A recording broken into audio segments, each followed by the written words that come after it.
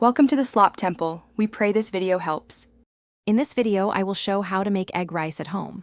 First, ensure you have 2 cups of cooked rice, ideally chilled from the day before, as this prevents stickiness. Next, prepare your eggs by whisking 2 large ones with a small pinch of salt and pepper until just combined.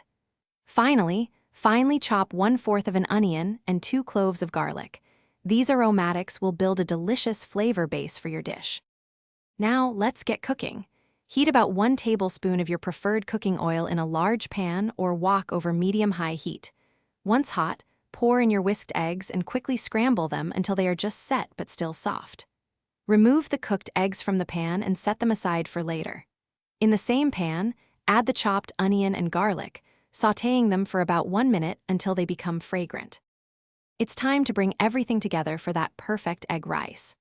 Add your cooked rice directly into the pan with the sautéed aromatics, using your spatula to break up any clumps.